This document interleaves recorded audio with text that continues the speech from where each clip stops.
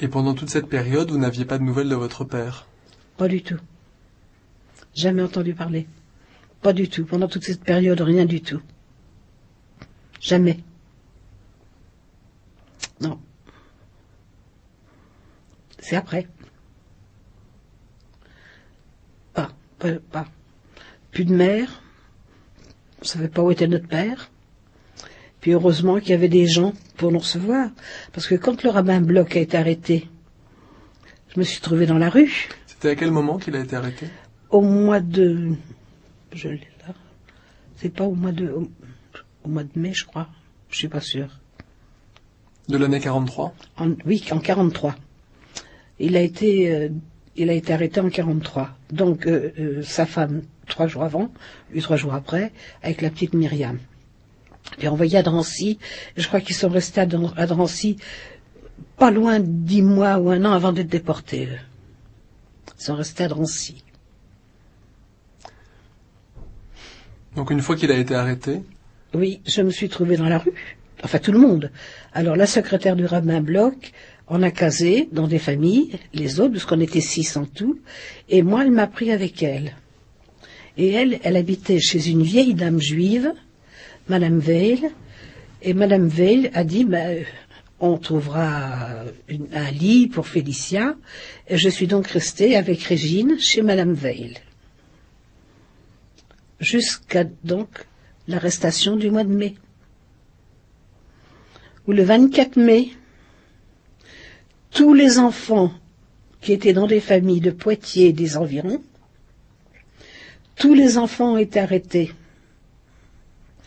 ramenés au camp de la route de Limoges. Et là, les gendarmes français, il y en avait qui étaient bien, mais il y en avait un qui était moins bien. Mais j'en parlerai plus tard, le moins bien. Mais ceux qui avaient l'air gentils comme ça, ils nous ont dit, écoutez les enfants, les Allemands vous emmènent là, ils vont vous emmener dans 2 jours. Alors si vous avez quelque chose qui a de la valeur, il faut nous le donner. Parce que les Allemands, ils vont tout vous prendre, mais vous le rendront jamais. Tandis que nous, on vous le donne, on vous le rendra. On vous rendra ce que vous nous aurez donné. Alors il y en a qui avaient une petite chaîne, ils ont donné. Et moi j'avais une chose, toute bête, à laquelle je tenais beaucoup, parce que pour mon anniversaire, le rabbin Bloch m'avait donné un stylo, avec une plume en or à ce moment-là. C'était une affaire extraordinaire. Et le gendarme me dit, garde pas ce stylo, ils vont te le prendre, et puis tu ne l'auras jamais.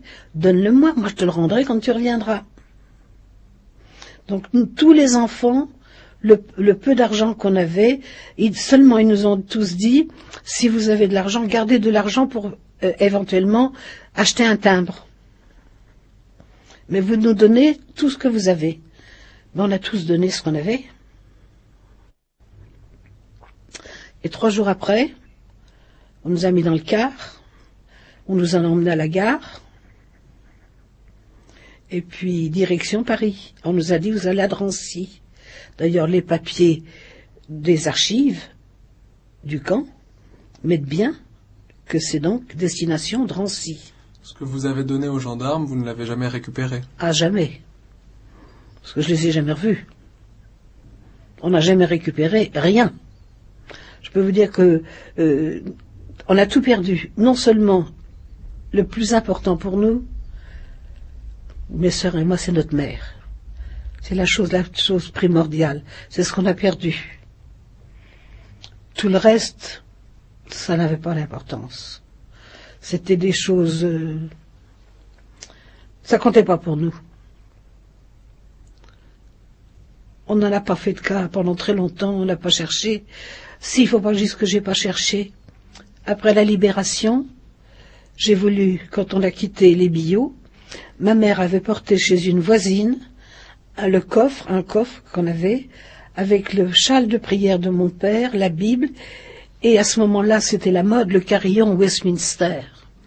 Et ma mère avait mis, elle y tenait, ce carillon dans cette malle, le châle de prière et la Bible. Je peux vous dire qu'à la Libération, j'ai écrit à cette femme, je n'ai jamais eu de réponse. Il y avait que ça, dans le fond, que j'aurais voulu récupérer. Le reste, bon, à Nancy, on a laissé nos meubles, hein, notre vaisselle, tout. Bon, les billots, le peu qu'on avait, ben, on l'a laissé à cette femme, on l'a jamais récupéré. Et à Bertegon, ça a été le point final. Quand on est venu nous arrêter, on a pris le strict minimum, tout le reste est resté. Eh bien, il y a quelques années, j'ai téléphoné à la propriétaire et je lui ai dit que je voudrais bien revenir pour revoir l'endroit où nous étions. Et puis en arrivant, je lui ai dit, écoutez, il y avait des tableaux, il y avait des photos de mes parents mariés, de mes grands-parents mariés. Je dis, j'aimerais bien voir si ces tableaux sont là. Ah, elle m'a dit, mais de toute façon, quand vous avez été arrêté dès le lendemain, les camions des Allemands sont venus, chez tous les Juifs, ils ont tout ramassé. Ils ont tout pris. Là, dans la pièce, il n'y a plus rien. Mais je dis, ben, j'aimerais bien la voir. Comme par hasard, elle me dit, ben, c'est pas possible. J'ai jamais pu voir ce qu'il y avait dans la pièce. Donc Tout est parti. Vous êtes dans le car qui vous emmène à Drancy. Oui. À ce moment-là, vous êtes avec vos deux sœurs. Oui. On est près de 70 enfants. Et quelle est l'atmosphère dans ce car? On chante. On chante. Qu'est-ce que vous chantez? La Moldova. On s'en souvient tous, hein. On était là tous. On pleurait pas, on criait pas, rien, on chantait. Parce qu'on nous avait dit, bon, bah, c'est Drancy, c'est Drancy. Et en fait, ça n'a pas été Drancy, ça a été le centre de l'UGIF, rue Lamarck. Et dans ce centre de la rue Lamarck, ça nous changeait du camp de Poitiers, hein. On est resté que 3 jours, ça nous a suffi, la deuxième fois, hein. La troisième fois pour mes sœurs, hein. Mais là, ben, on est parti, et on nous a dit, c'est pour regrouper tous les enfants de juifs, bon, on les regroupe, tous ceux qu'on peut, enfin de la Vienne, on s'est retrouvés donc au centre Lamarck. Donc l'UGIF qui était l'Union Générale des Israélites de France. Oui, qui avait été créé par les Allemands, hein.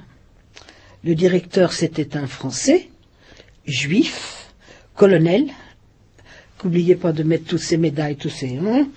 Enfin, ce colonel,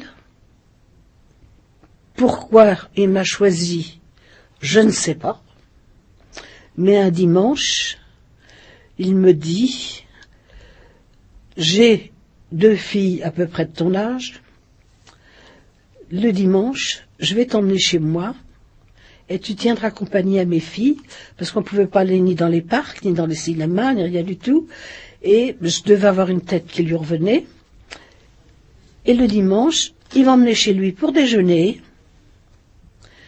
passer l'après-midi avec ses filles, puis me ramener le soir au centre Lamarck, parce qu'il y avait un contrôle régulièrement par les Allemands.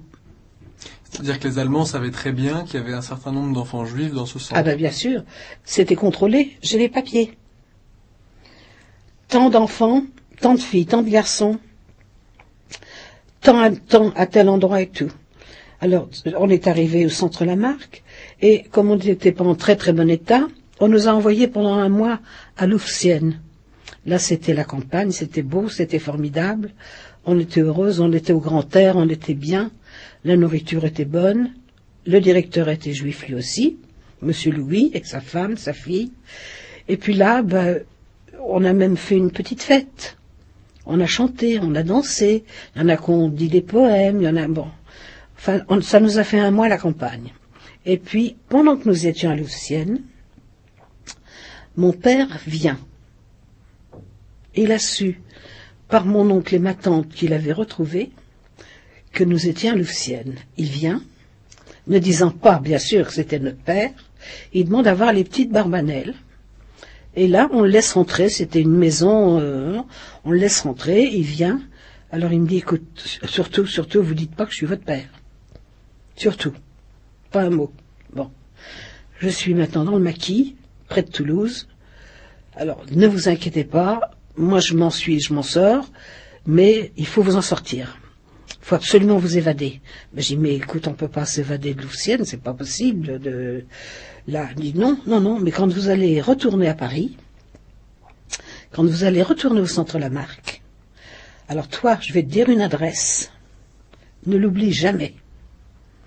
Tu dois aller au métro, jusqu'au métro Nation, et tu dois aller rue de Montreuil, au 45, et il m'explique, tu rentres dans la cour, il y a une grande menuiserie, tu tournes à ta gauche, il y a une petite porte, tu montes l'escalier, tu vas jusqu'au deuxième, tu frappes comme ça, t'inquiète pas, c'est les Chwilerski qui étaient de Nancy, qui sont cachés là chez leur fille, qui est mariée avec un non-juif, et eux, ils savent vous me joindre. Si vous allez jusque chez eux, ils vous le cacheront, ils me préviendront, je viendrai vous chercher. Alors, après Louvciennes, nous voilà de retour à Lamarck. Quel était votre sentiment vis-à-vis de tout ça? Vous retrouviez quand même votre père que vous n'aviez pas vu depuis très longtemps? Oui, ben il venait, je me suis dit, il vient quand même pour nous sauver. On était contente de le voir. Moi, j'étais contente. Mes petites sœurs, moins, elles l'avaient moins connu. Si vous voulez, ça les avait pas tellement marquées. Mais enfin, on était contente quand même de voir notre père. Parce qu'on disait, notre mère, ben, je dis, mais pour maman, tu peux pas la récupérer en Allemagne? Elle dit, non, là, je peux rien faire. Il le savait, lui, qu'elle avait été déportée? Oui. Mais il dit, écoute, il faut vous sauver. Du centre Lamarck, il faut vous sauver. Et je vous dis, le destin a voulu que ce directeur, le dimanche, m'emmène chez lui pour que je voie sa fille. Puis un dimanche, il y avait contrôle des Allemands. Le dimanche, les Allemands arrivent pour contrôler. Alors il m'appelle, vite, et puis il me dit, écoute, les Allemands sont là, je ne peux pas m'en aller tout de suite. Te voilà un ticket de métro. Tu sais jusqu'où il faut aller. Je te donne un pot à lait, parce que comme il n'y avait que des enfants au centre Lamarck, on avait droit au lait. Lui, il avait 2 grandes filles, il n'y avait pas droit. Alors tous les jours, il emmenait un bidon de lait. Et il me donne le bidon en aluminium, comme ça se faisait. Il me donne ce bidon de lait, il me donne le ticket de métro, et puis il me dit, écoute, tu vas jusqu'à la maison, puis tu leur dis, quand les Allemands sont partis, je viens. Tu passeras l'après-midi là-bas, tu restes, et puis je te ramènerai à Lamarck le soir. Alors là, ça fait tilt. J'ai dit, c'est aujourd'hui ou jamais. C'est ma chance. Oui, mais je voulais que ce soit la chance de mes sœurs. Je voulais pas m'en aller sans elles. Je vais trouver ma sœur cadette, Thérèse, qui était débrouillarde, qui avait déjà, oui. Et je lui explique, je lui dis, voilà. C'est aujourd'hui ou jamais, on a notre chance. Comment on va faire? Ben, comment on va faire? Bien, figurez-vous que le dimanche, il y avait un groupe d'enfants qui allait jusqu'à la synagogue de la rue de la Victoire. Là, des familles juives venaient les chercher, prenaient 1 ou 2 enfants, laissaient sa carte d'identité, emmenaient l'enfant chez eux, passaient le déjeuner l'après-midi, et ramenaient le soir et ils récupéraient leur carte d'identité. Le hasard, où je dis c'est ma mère qui nous a protégés, c'était le tour de mes sœurs d'y aller.